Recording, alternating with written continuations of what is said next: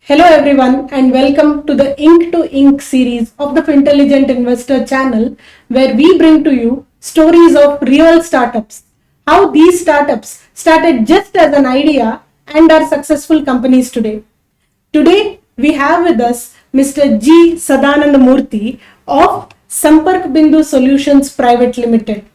This company is an AgriTech startup and is developing affordable and effective solutions for B2B commodities trading with transparency and value addition.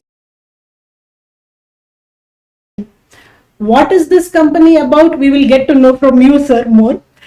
Mr. G. Sadananda Murthy over here has more than 2 decades of leadership experience at Fortune 500 companies.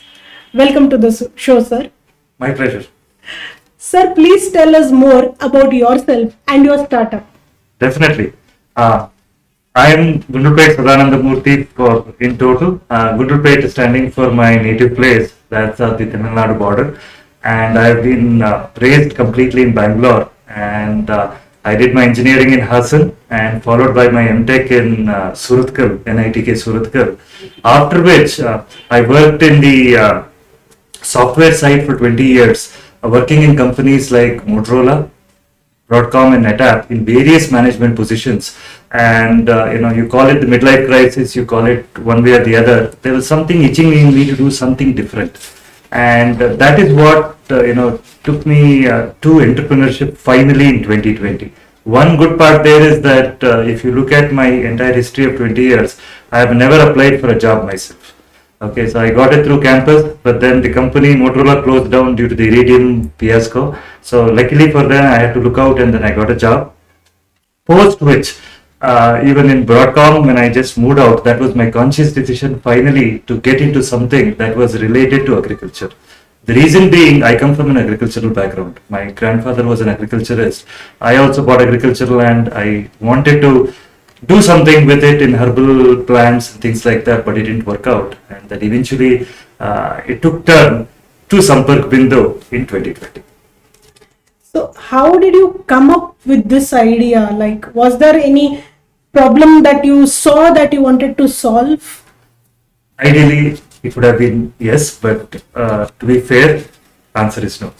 So all I wanted to do was to, do something on my own. I was very clear about it. And I had not even chosen agriculture in terms of its subdomain. Agriculture was decided, but what I do in agriculture was not clear. So what I did is I spent 6 months. I quit in January 2020. And then for 6 months, I did market survey, research. I traveled extensively all the way from Bidar, Gulbarga, Hubli, Chamarajanagar, Chikmagalur, Hassan. I traveled along with my other founders. We traveled a lot. We tried to really understand what are the pain points that we could probably address, because unless we are on the ground, it is not easy to solve. And more important is, even though I come from an agricultural background, from my ancestry perspective, I was not that involved wherein I could pick up a problem statement. So with that said, 6 months I spent time, I identified a lot of problem areas, and that helped us focus into the post-harvest space. We said that is an area where with my expertise of software, I can do something. And with that in place, we eventually hit upon the idea of coming out with a technology-enabled marketplace called Vikas Bandhu, and that was how the seed was sown. And that is when the journey started. One good thing about this entire journey when I'm speaking to you is that, firstly, you said you're from an agricultural background. But of course, like any Indian family, they may have wanted you to be an engineer but I think it has pulled you back, that Yes. pull was always there. And second thing is, you said you have done groundwork, you've traveled. And I think one thing in our state, especially in Karnataka and in many communities, we see that we put the place name first. Your name is Gundlupet Sadananda Murthy, so Correct. Janami Janmabhoomi. Correct. Yeah, right. So I think everything has come together, in your story. You going back to the family business, but with the engineering knowledge that has been imparted to you by your family. And isn't that like coming a full circle? It is definitely a full circle, and there was a lot of doubts in me myself when I started this, because there was a big risk I was taking in, in getting into this endeavor. But call it faith, call it, the path it took, eventually destiny. But I feel happy now after 3 years that, this is something that I did, because, if you look at I'm 50 years now, and, I started when I was 47. It's never too late. But that said, the avenues for taking fine tunes reduces as we age. So that way I was happy that I could take that firm decision and take it up. And after 3 years now, I'm actually very excited. I'm happy. I'm contented. And at the same time, as any startup would be, right? One day I feel I'm on the top of the moon. The second day I feel at the bottom of the ocean. But hearts of hearts, I get a good night's sleep. Correct. Right? So that way I feel that yes, it's definitely a full circle, and I'm just hoping that my endeavor will help the farmer community at large to ensure that they can be part of the government's vision of Atmanirbhar, meaning doubling of the farmer income. So we just want to be part of that. Definitely, and you are also a son of the soil, Correct. right? Being from the agri background, and when you were growing up, did you ever have that thought process that one day you will build a startup? No, nothing. All along I took life as it came, right? And when I did my studies, I was wanting to actually take up chemistry, because my dad is a scientist. Biochemistry, that was his area. So I was inclined naturally to that. So, and I had secured very good marks as well. But that said, it was my uncle who sowed the seeds of engineering in me, and he's no more, but his name is Ramchandra. He was the one who said, why don't you try it? You seem to be naturally inclined. Try it. So I took the CT exam at that point. Luckily and luckily, both ways I did well. I scored well as well. And that paved the way into this path of engineering and software and all of that, which I had never even dreamt of. So with that, I took it in my stride. I did well, no complaints. But then only in the late 40s, I started feeling that, God has given me enough. It has been good. What is it that I can give back? And it was that intent. Slowly the seeds started coming in, and I tried buying agricultural land, as I spoke about. That didn't work out, and then I have to do something. And with that, we took it forward. So that's how the journey has been so far. Now you said that you have taken risk. Of course, any startup founder, that is the truth, that you have to take a risk. But maybe, you said now you're 50 and 3 years back, you were 45 plus, 46, 47. Was there a calculated risk? Like, have you kept some amount of, a fund ready for emergencies and all that? So there would be some calculated risk at that age. Correct. So at this point, when I started my business, I did not have, a clear perspective or clarity as to how much that backup should be, right? God was good, things were done. I had, assets taken care of. So that way I had kept that assets for the purpose of emergency to take care of things. And I had kept a portion of it for my business. And I must add here that one of the founders, G.S. Nagappa, along with me, he's my uncle. So we started this together, and I should say that, it was his push that helped me turn over, because I was uncertain at some point. So he helped me turn over, and he comes with a lot of management experience. He was the ex-CEO of Diageo, and with his support and his commitment, it helped us move forward. And at the same time, we collectively said that for 3 years we'll keep it running. We are still bootstrapped today. Oh wow! Okay, nice. we are still bootstrapped today. So you have some founders, co-founders along with you. Yes, so it is. We are 3 co-founders, all within the family. Oh, good, great. Correct. And it is me, my wife. So she's taking care of all the administrative part of the company, and taking care of all the needs there from an administration and ops standpoint, marketing strategy, and the sense of direction. It's, even though my uncle is not working full time, that sense of direction and strategy is where he's helping me a lot with his leadership experience. And with that, we also have some advisors working with us, whom we can cover it at a later point. 2 advisors who are helping us in AgriTech, because that's a very, very niche area. And this is how, as a team, management team, we are taking it forward. So you said your wife is also involved in the startup.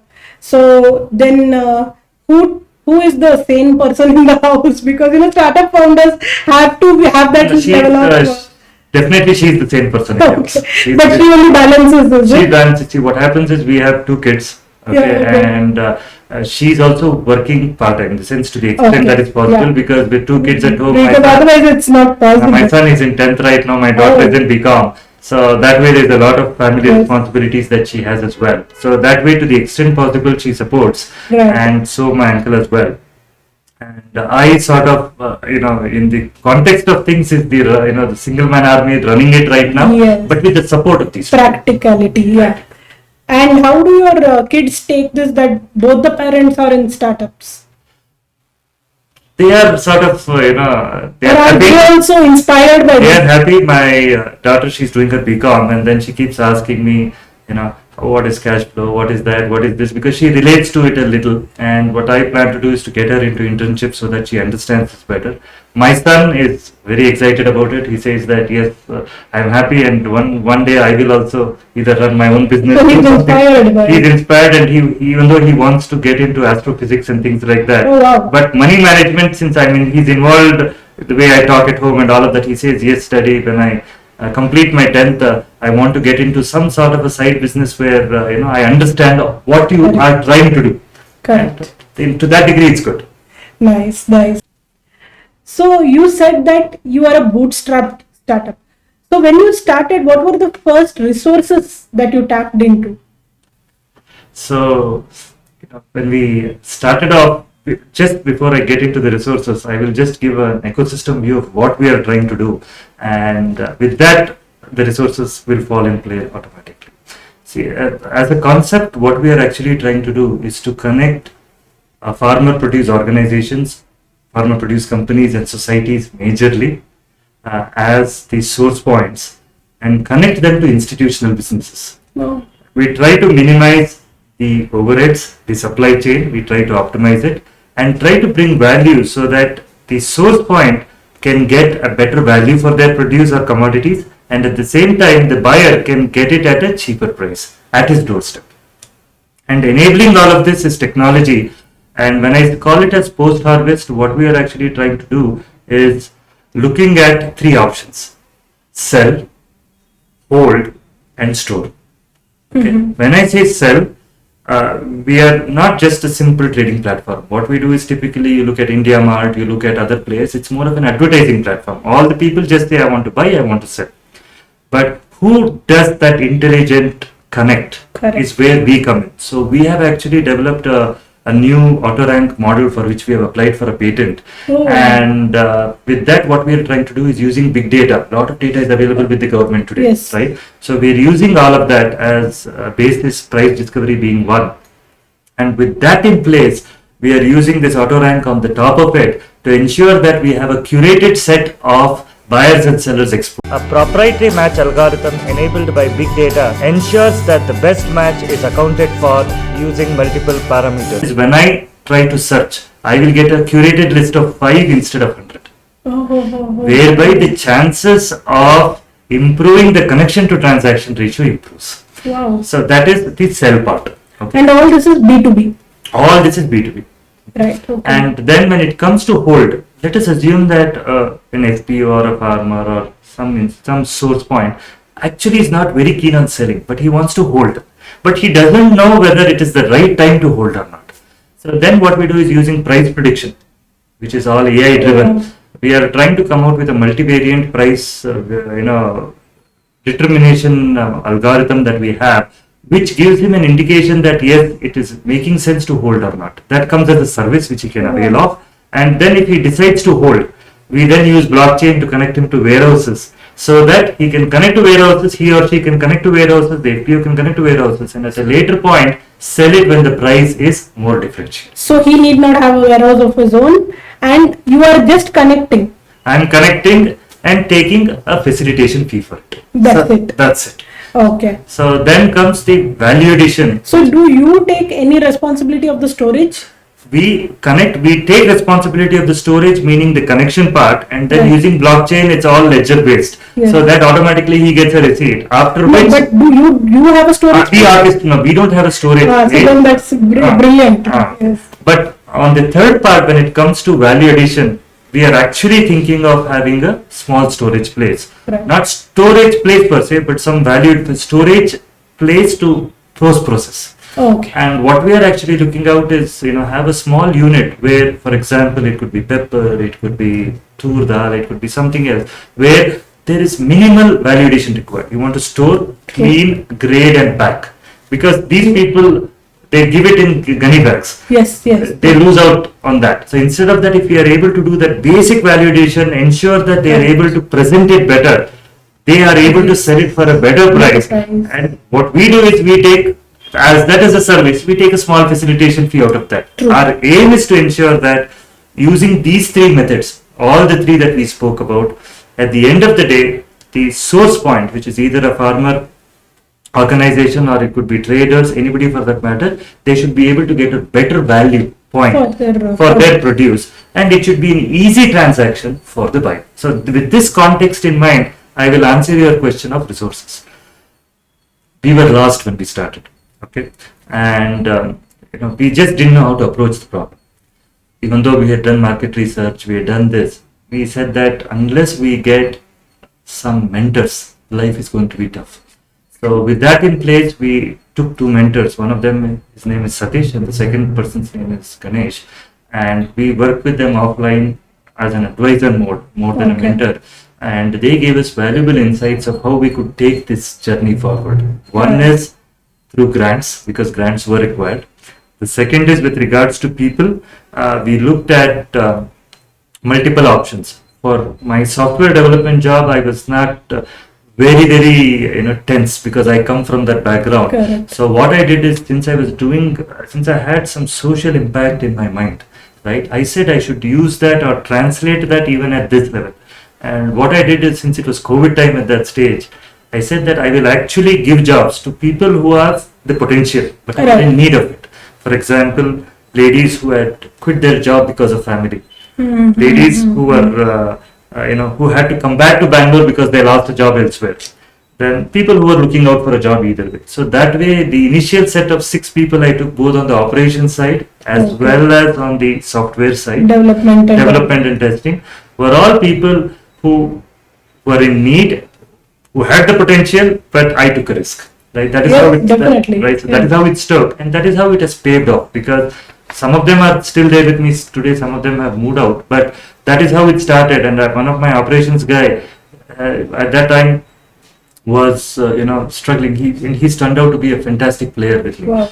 One of them is an automobile engineer, but he wanted to do software. I took a chance, I took him in. One of them is an MTech again from NIT Surathkal, and he wanted to get into agriculture and sourcing and all of that. So even though he had done, I just took chances in terms of taking people, trying to see how things fly, and with the able guidance from my advisors and the support of my uncle who was helping me on the operation side, we started the journey. And then step by step we made mistakes. We took people whom we felt were not the right pitch, they left, we took new people, but that way the journey on the operations side was a big learning for me. And so far with very minimal staffing, we are only 9 people in total. Oh, wow. Okay, and with that we have been able to manage it, struggling at times, but sometimes managing it as well. But so far things have been good. So with 9 people you are managing throughout Karnataka? Throughout Karnataka as a pilot only at this point. We are looking at Bangalore and Mysore as our predominant buyer markets. And buyer markets, and a little of North Karnataka, which is Hubli as well. And what we are looking at is Gulbarga, Chamarajanagar. We are looking at Chikmagalur as our source points in this perspective. To look at non-perishable produce is what we are dealing with. Definitely spices and staple and pulses looking at. So this is the pilot with which we have gone with which we have people in these districts, and that is how the journey has gone so far. Nice. So what is one of the most challenging moments that you have faced in your startup where you felt that this just cannot go ahead, and then something would have happened because of which you went ahead and now you've reached till here? One of the things that took us off guard completely was the COVID scenario, right? And that what happened was there was a lot of interaction that we had to do with people in the initial part of our startup. So we started our company in August 2020, and Oh. that was the time Yeah, of in the COVID, peak. the peak, right? But we had started our work in January itself, the market Okay. research. So that, luckily for us, we were able to do the market research. We were able to travel. We were able to complete that part. But the follow-up that was required, we lost out a little. And we decided very consciously that with the feedback that we have received, we will go ahead with the time that we have with development, because With the plan, with the okay. plan we will go ahead. But there we missed out a lot of touch points Right, that right. was required, and that probably hit us a little late in the cycle in 2021-22 when we came out with our app. People were not willing to use it. Okay. They onboarded, they got everything in, but when it came to transacting as with any other app, we didn't have those touch points to help us understand that we had to follow a little agile model, right? We were not able to do that, and that is when we said, oh my god, we are lost completely. True. But then luckily we explored options. We did that. Buyers were not willing, sellers were not willing, and we thought that all the app development has come to a waste would be a very detrimental word, but it has come to nothing. Yes, It has yes. come to nothing with what we felt. But then what we decided was, after a lot of brainstorming, we said we have to catch it. We have to go forward. We have to Correct. go past it. And we said that let's do something radically different. And that's when we got into trading. Okay. So we said that we will do trading. So it was not in the original plan, it Not was in the- some pivot. It is a pivot that it was a transient action that happened. But out it of- was great for you now. So it is actually that in turn helped us greatly. But if we had done the right approach properly, we would have done e-commerce pilots better. Oh. But that's okay. But that said, this it's startups never go with a fixed journey. Absolutely, right? You absolutely. always have to navigate with the scenarios Yes. that are thrown at you, and this was one of them. And with this in place, with the trading that we did, we have actually achieved a turnover of more than, I would say, approximately close to 4 crores at this point, Oh. with an EBITDA of around 5%, right? Yes, Which is given us a lot of confidence now. Definitely. And that, we have turned that disadvantage Correct. into probably an advantage now by Into an taking opportunity, this yeah. as an opportunity right now, as a path that we took. And with this in place now, we have actually started e-commerce as well, right? Oh, nice. And now with the credibility that we have achieved, we have actually signed MOUs with 3 FPOs. Oh. And now we are slowly getting to the point now where we get to our original goal of e-commerce True, with true. FPOs and businesses Yes. being the focus. I think somewhere, getting that first 1, 2, or 3 or 5 is the big deal. Then you can suddenly catapult to 50, right? So I think For us initially- in B2B, what happens is, at least my experience, I'm still learning in this space. Compared to a D2C, a direct to consumer, or a Correct. B2C kind of an environment, the scale up is much slower, as I've seen True, it, true. And what we see is that even though we have got to around 15 customers right now, and we have got to 15 suppliers who are helping us in this whole endeavor, we think that it's going to take at least another year where we can get to a launch, because we want to have all our technology elements in, Correct. okay, before we can say we have launched our product. So the pilot is already available today as a Android application. It's available as a browser. What is the name of the app? The name of the app is BindhuSolutions. BindhuSolutions. BindhuSolutions. It's available as a demo application today. And the spelling? It is BIKASBANDHU. DHU. Yeah. Okay, so the reason we gave the name BindhuSolutions is Bandhu is our friend, and for us the farmer Correct. community is our friends. We wanted our Vikasvagali and our Correct. Drishtikonadinda, we did that to Correct. ensure that this is the path to their Progress. So True. with that name, and colloquially the name SamparkBindu also came in, was because agriculture is such a vast area. True. We wanted to say connecting the dots, and that was how the name SamparkBindu came in.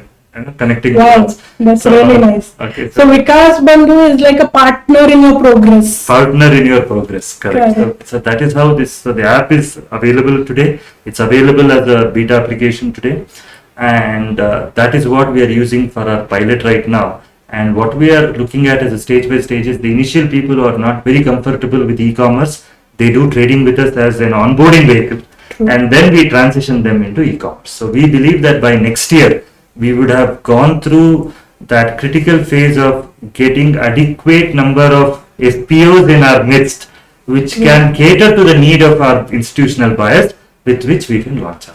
And what is the minimum trading amount on this? We are actually, if you look at it just from a history standpoint, we have done approximately 4 crores is what I said, 3.5 to 4 crores is what we have done as a turnover, with almost 90 tons of produce, commodities being dealt with, all non-inventory based.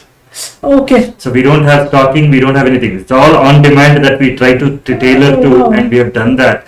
And our ticket size typically is anything ranging from 5 lakhs plus. Okay. So we deal with at least 5 tons. So it's 5 lakhs plus is what we try to. We have so basically you're an Uber for agri produce. Uber for agri. We don't want to get into small, 50,000. We don't want to get into that. We want to ensure that we are taking a sizable chunk from the FPOs and delivering value for that.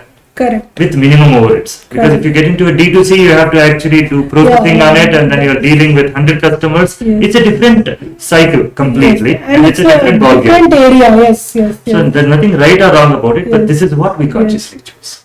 And I think you have chosen something that is more practical from a startup point of view when you are bootstrap, right? Correct. So that way, it's not like people taking in investors and just randomly going out there. You are testing, you are doing things, you are going as per the plan, you are going step by step. I think these kind of startups are have to be role models, because we have seen that startups there was this phase when everyone was taking investments and then things were not going as planned. When you are bootstrapped, you can take your own decisions. Correct. So there are two parts to it. One is I'm also learning a lot of the financial aspects of running a company as part of the startup. And what I've realized is either way is not wrong, right? Yes. But what happens is when you get funding very early in the game, you tend to take it relaxed, right? Or you take more risks than what you should, right? So there are possibilities that happen that way, and some things go wrong for whatever be the reason, because nothing is guaranteed in startups. But more importantly, we as a founding team, we decided that we will go bootstrap for 3 years, as I had spoken earlier.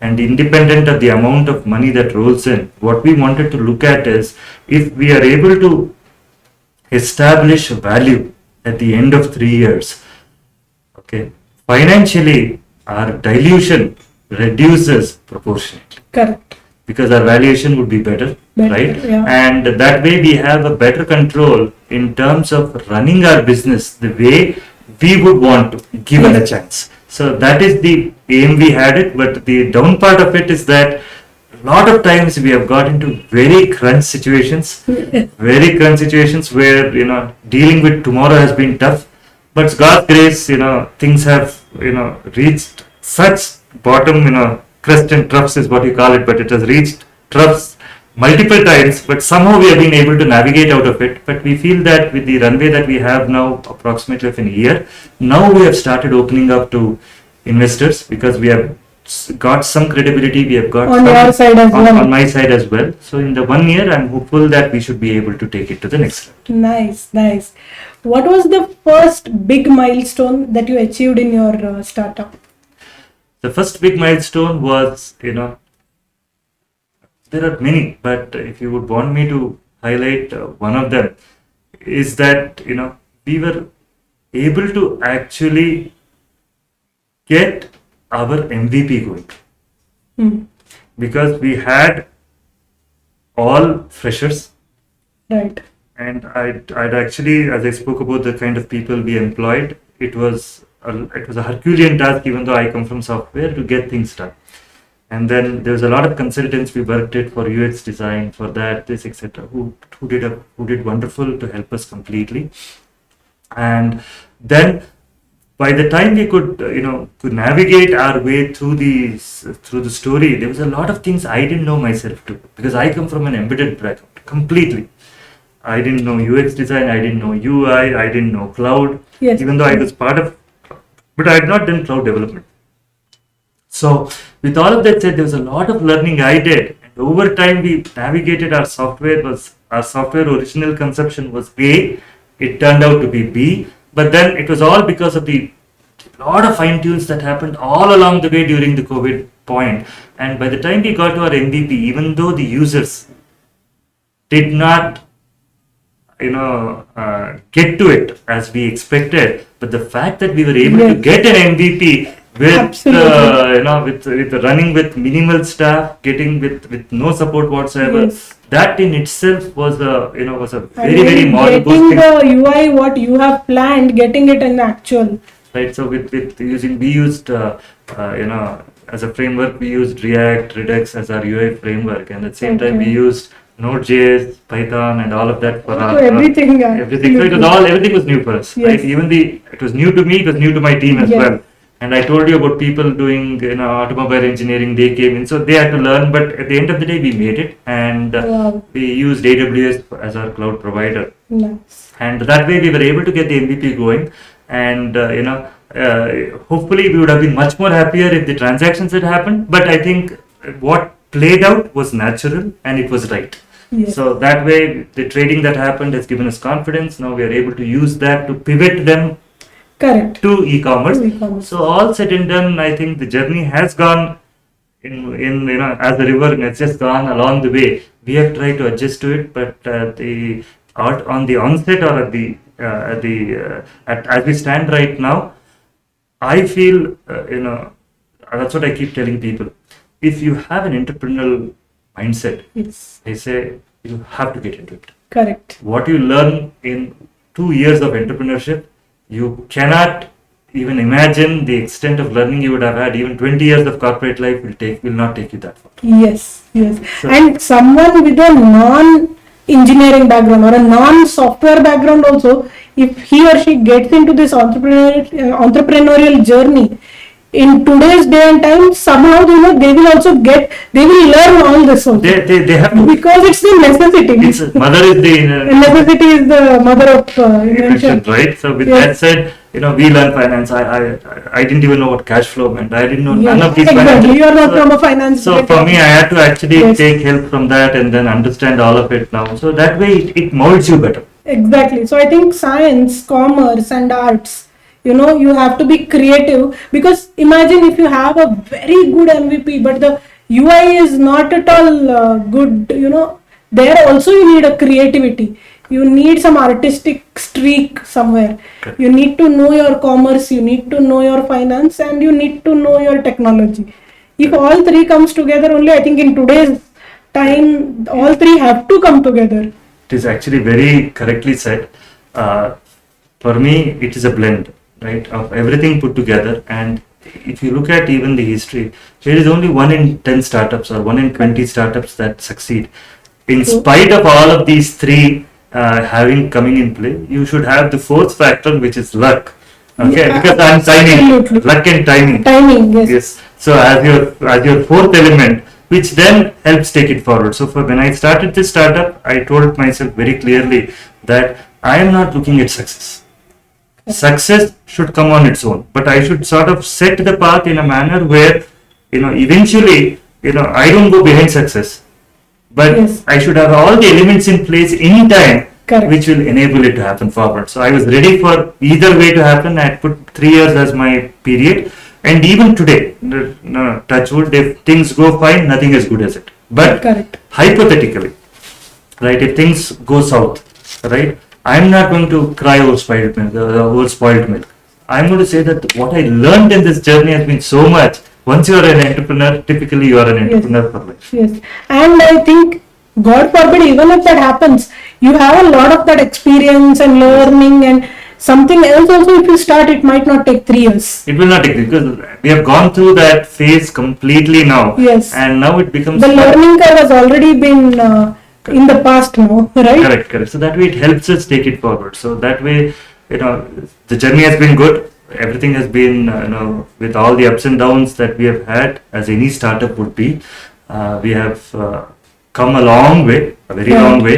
we are still we have come a long way, but we have miles to go. Yes, right? yes, yes. And this 1 year, is going to be very, very critical for us in terms of our progress, and that is what will determine the path of how SamparkBindu and VikasBindhu will be seen in the time to come.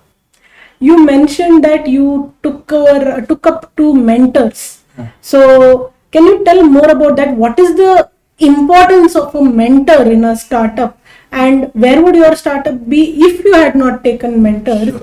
Because everyone wants to jump into the startup journey, and because nowadays it's easy, you just sit or even on your bed and have a laptop with an internet connection, you can do anything. Correct. But what is the importance of a mentor? See, what happens is, let's take a general case outside of what I'm doing. What happens is, a mentor or an advisor is a person who lays the skeleton for you, right? In terms of the do's and don'ts, what are the avenues? How should you possibly approach certain strategies? So this is the kind of, framework. It's a framework. It's like an architecture framework that they said, saying that if this is what you want to do, this is how potentially you can take up the task step by step.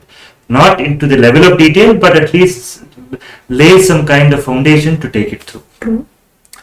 Now, when it comes to agriculture, it becomes more compounded, because agriculture is at the tipping point at this stage for technology adoption, but still remains unstructured, right? And there is so much that can be done in agriculture, but unless you know people who are well versed with the subject, who know the actual pain points on the ground, right? The approach you take to solve a problem might be actually detrimental to the solution itself, right? Correct. So that is how the mentors I took in helped me. For example, Satish was one of my mentors, and he comes with a lot of expertise and experience as a mentor, dealing with institutes like University of Agricultural Sciences and Pusa Krishi in Delhi. And he's been at least a mentor for 100 plus startups. And he was an advisor. He helped me, saying that, he laid out 3 principles. First, he said is, start looking out for grants. Okay. And he helped me understand how that ecosystem works. Right. The second, what he said is, since you people have done market research and you've figured out what is it, how do you really pitch your solution? Because it's not only doing your part, you have to keep constantly pitching for it. People should know that your startup exists. So that way, that whole pitching exercise was one thing. The third thing is, especially when we deal with agriculture, it's a state subject. Rules can change anytime. We have seen that with how things have happened with the farm law as well.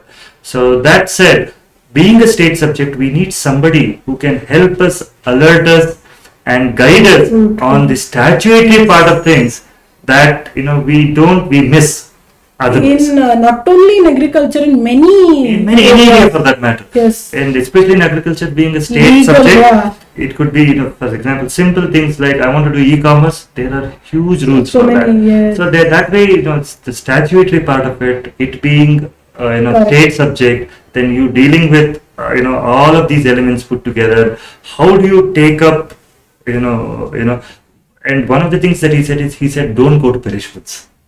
Okay, and I took that advice because of his inputs. Because what he said is, you people, even though you come from an agriculture background, which was long time back, try to minimize your risks. Correct. To start with. So that is how we got into perishables first. We got into B2B first.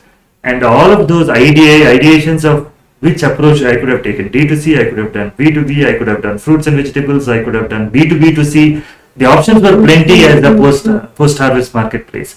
But then he said, don't look at branded produce to start with. Look at what comes from an FPO. Try to sell that. Deal with non-perishables, so that you are minimizing the risks with you, and gradually over time build things on the top of each other.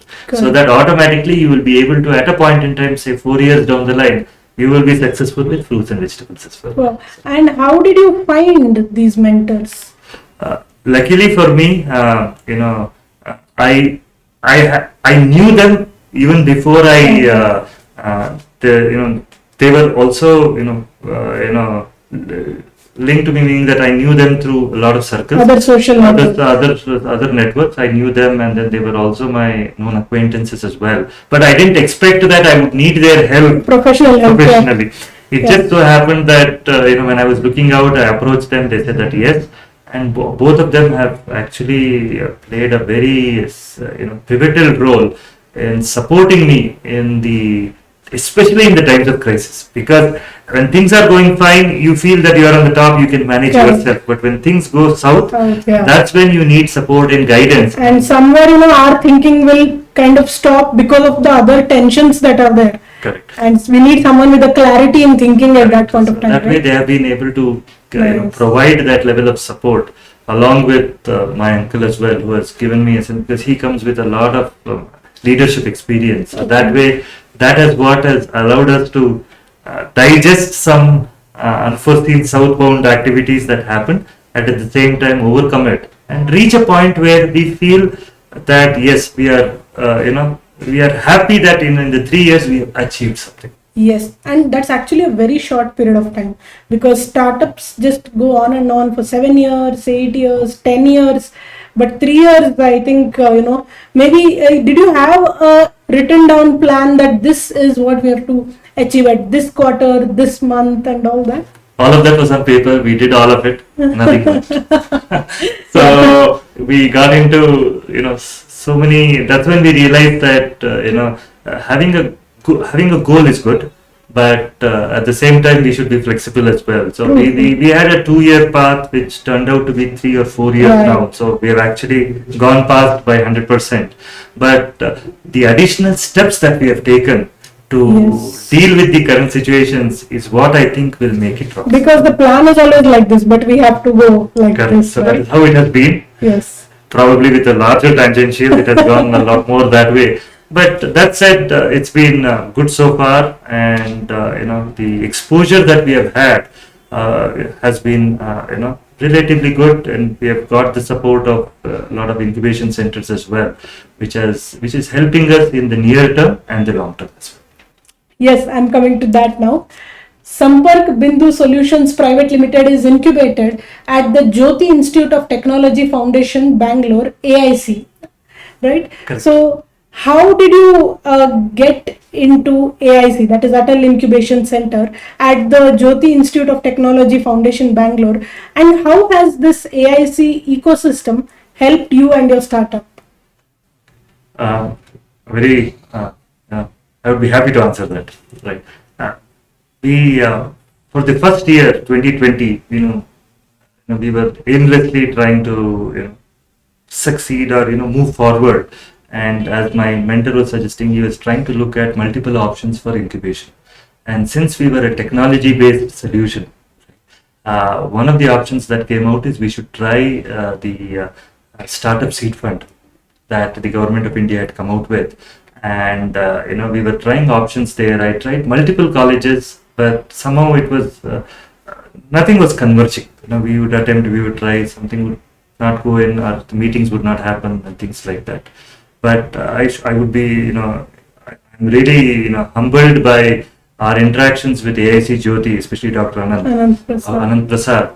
I went there once. All I did is, I told him that this is what I do. This is the stage it is in. And I'm trying to look at support from the Startup Seed Fund through AIC Jyoti.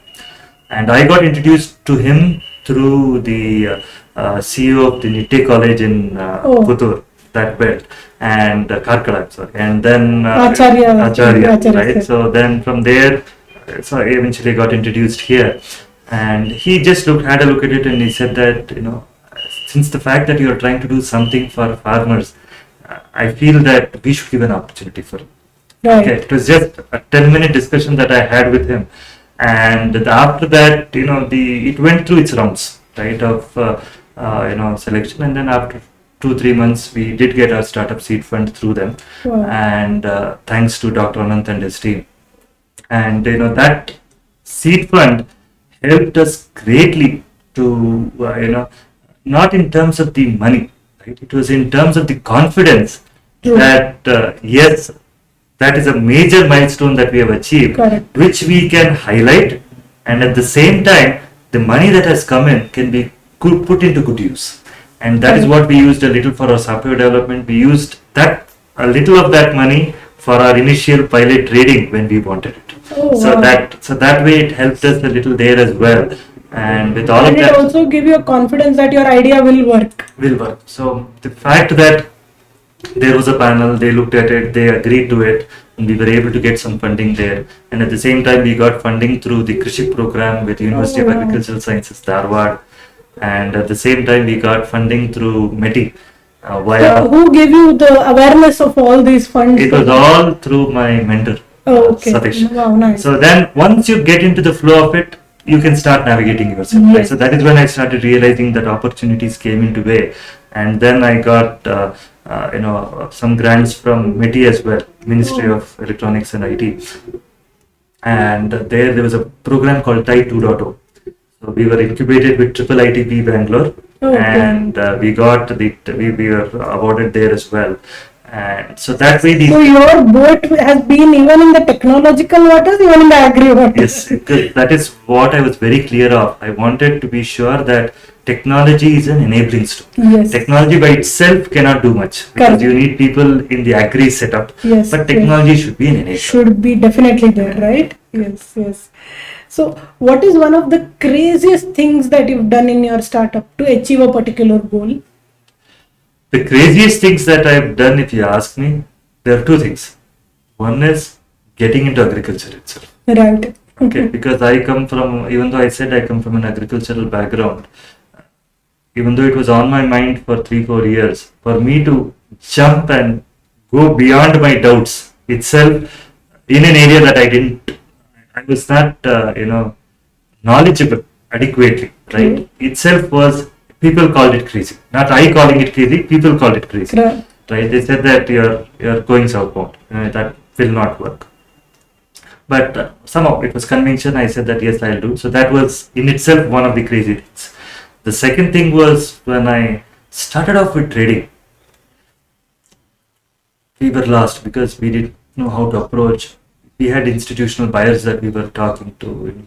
We were trying to talk to, when I say institutional buyers, I refer to processors, people who take it and convert spices to spice powder. They are called processors. Then you deal with institutions who sort of look at hospitals who take it in bulk. Then you have repackers who take in bulk, but they convert it into 10 gram, 1 kg, 25 kg packets, or bags. Then you have exporters. So that way, institutional buyers are buyers who sort of take sometimes unbranded and then they brand it either in their form or they export it. So these are the institutional buyers. So how do we approach them? What do we do? We just said that okay, we'll do it. But then it took us a long 6 months before we could get our first order. 6 months. Okay. And all the groundwork that my operations team did, I should be grateful, because one thing I realized as part of this journey was that being a technology person all my life, I had no exposure to sales. I had no exposure to customers in the traditional Indian sense. Correct. And then I really started having a lot of respect for salespeople. It's a tough call. Technology is equally important. Yes. But my respect for salespeople is that, it's not easy. It's not easy. Cracking the first customer or cracking the second customer, cracking the third customer takes umpteen amount of efforts, and the salesperson should be able to deal with no's 99% of the time, right? I also became a salesperson. I took some people, things didn't work out, and then I had to jump to the ground myself. And that was a big learning for me. And that was the second crazy thing we did, because we didn't have people. I didn't have a person who was leading operations at the time. So I became the guy trying to do operations, not knowing anything about it. And I had a team that was also trying. So we banged our heads multiple places. Things didn't work out, but then eventually we were able to crack a few. And that is what has helped us, achieve the 4 crores. It looks good right now, right? Yes, it looks great, 3 to 4 crores looks good. But every day, right? You don't know whether something will happen today or not. Not, because then when we're looking at large ticket items, you're looking at low EBITDA margins, right? Correct. Right. It's not like we process something, we get 30% EBITDA, right? It's something like 5%. So the amount of capital you're infusing is huge. Correct. And the return is less, but we need to rotate it as well. So that way, there's always some cash flow issues that we have faced, but we did all of this consciously because we realized that if we have to do this marketplace, we need to understand this ground better. correct. And we should be able to factor in the feedback and get all of these elements into our app so that eventually it turns out to be meaningful. True. So these crazy things that we have done. And how does it feel now when you've succeeded and all those people who told you were crazy to get into AgriTech and all that, now it feels doubly Now good. I feel, I feel contented. I Yes. feel happy. I feel contented that yes, luckily we have been able to progress so far. And sometimes I feel bad. Okay, people are always there to say no, right? Yes. But we take it with a pinch of salt, right? Yes. Because they might tell it with the best interest in mind, True. right? And They say no, winners take criticism seriously but not personally. Correct. Whereas losers will take the criticism personally but not seriously. Good. So that way, I've taken a lot of things personally too, meaning that because I was new to all of this, Yes. on the onset, on the outside, it was, I try to keep a calm demeanor, trying my best today. But if you ask my team, you ask my founders, they will tell you that Sadananda is a very different person, right? Because it's the nature of how things are, Yes, right? yes, And that way, now I've become more matured, if you ask me. In the last 3 years has taught me a lot of things, the hard way. So as you're well. just not the person you were when you were in a Fortune 500 company. I'm a 360 degrees categorically different person now, and I sort of look at things with a very different lens today, right? Yes. So that way, the crazy things have helped, and Yes. it has taken me forward. Market research being done first, then we had our development, which was our MVP or a beta that we had. Then we had trading. So we have completed those 3 steps now, right?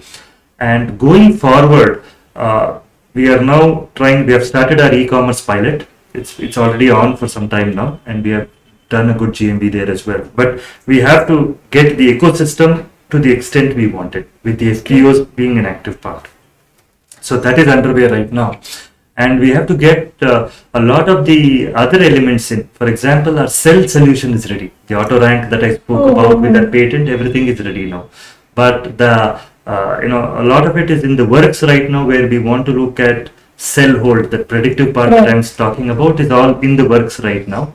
And in addition to that, we are trying to sort of look at small processing units that we can establish to help the FPOs if need be, because FPOs all said and done, even though the best efforts from the government has been there, the FPO success has been mixed. Some people have done very well, some people have not done too well, even though they have the potential. So we want to have these auxiliary units available at those source points, with which these processing or the value addition units, if you can call them, the store, clean, pack and grade, will help the source points to sell it at a better price. So all of those arrangements are in progress right now, which will probably take 6 to 9 months. And I think as part of that, we should be able to launch in 2024 end or 2025. If the funding does come in, we can accelerate that faster, and then get to a point where we expand in 2026 to the southern part of India, because we want to be organic here. We can't grow inorganically, especially in agriculture. That's my firm belief. And once we say Karnataka, then we go to South India. Then we look at probably exports and certain commodities, and we take it forward. So that's it. Nice. It was great having a talk with you, and I think this is a really different out of the box idea, and we wish you all the best. This is a small token from our side. Thank you so much. Thank you for being with us today. My pleasure. And it was very nice of you to include me. I thank Dr. Anant as well for his involvement in this. And I just hope that we will nurture, and I think the plant will be in a much bigger stage when we meet next time. Yes, definitely. And once you launch, I would again like to have another interview. Definitely. And that would be somewhere, as you said, 2024 end or 25. And I really wish that, and I hope and I pray that you will grow, your company will grow much more. Thank you, sir. Thank you for being Thank you so much. Thank you for having me here. and we look forward to your support. Thank you. Thank you so much. Thank you, everyone. This is the Ink to Ink series of the Fintelligent Investor channel, where we bring to you stories of real startups, how these startups started just as an idea and are successful companies today.